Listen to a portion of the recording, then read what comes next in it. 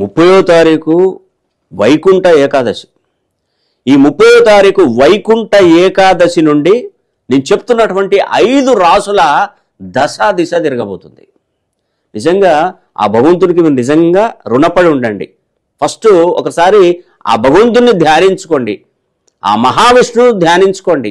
అయ్యా, ఇన్ని సంవత్సరాల తర్వాత మాకు ఒక అదృష్టాన్ని ప్రసాదించావు, మీకు రుణపడి ఉంటామని ఒకసారి ఆ భగవంతుని ధ్యానించుకోండి. లక్ష్మీదేవి రికమెండేషన్తో నేను చెప్తున్నటువంటి 5 రాశులకు మహర్దశ పట్టబోతుంది. వృషభ, కుంభ, ధనుస్సు, తుల, సింహ. పట్టిందల్లా బంగారమే. ఇక ఎవరిని అసలు ఒక్కసారి కూడా ఒక్క చేయి చాచి ఒక్క పైసా కావాలి అని ఎవరిని అడిగే ప్రసక్తే లేదు. అసలు ఆ అవకాశం మీకు రాదు.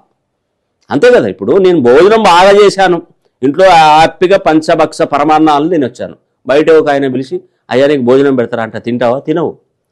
నువ్వు అడుగుతావు, ఆకలి అవుతుందని అడగవు. ఎందుకంటే నీకు మంచి ఉంది, నీ దగ్గర డబ్బు సంపాదించుకున్నావు, నువ్వు మళ్ళీ బయట వాళ్ళని ఎందుకు అడుగుతావు?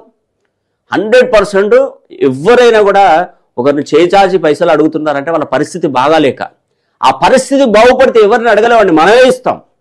అలాంటి యోగం వృషభ, కుంభ, ధనస్సు, తుల, సింహరాశులకు పట్టబోతుంది. వీళ్ళకు ప్రతి 12 సంవత్సరాలకు ఒకసారి గురువు కొన్ని స్థానాలలోకి వచ్చాడు. ఆ స్థానాలలోకి వచ్చినప్పుడు వీళ్ళ దశ తిరిగింది. ఆ దశ తిరిగింది ఎప్పుడంటే డిసెంబర్ 28వ తారీఖునో గురువు ఈ ప్లేస్లోకి, అంటే తులారాశి వారికి 9వ స్థానంలోకి, సింహరాశి వారికి లాభస్థానంలోకి, ధనుసు రాశి వారికి 7వ స్థానంలోకి, కుంభరాశి వారికి 5వ స్థానంలోకి, వృషభ రాశి వారి 2వ స్థానంలోకి, ఇలా స్థానాలలోకి వచ్చినప్పుడు డిసెంబర్ 28వ తారీఖున గురుబలం పెరిగింది. 28 తర్వాత 30వ తారీఖున వైకుంఠ ఏకాదశి. ఇంకేమున్నదండి, రిబ్బన్ కట్ చేశారు, వెళ్ళిపోండి. ఇంకా జీవితంలో అస్సలు మీకు ఇంకా తిరుగు ఉండదండి. ఒకవేళ కనుక మీకు నష్టం జరుగుతుందంటే దానికి ప్రధానమైనటువంటి కారణం కూడా ఉంటుంది.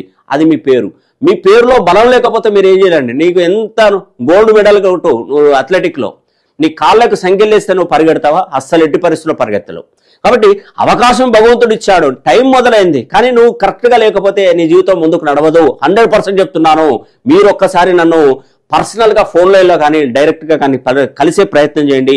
జీవితంలో ఒక గొప్ప మార్పును చూసించే బాధ్యత నాదిగా నేను చెప్తున్నాను.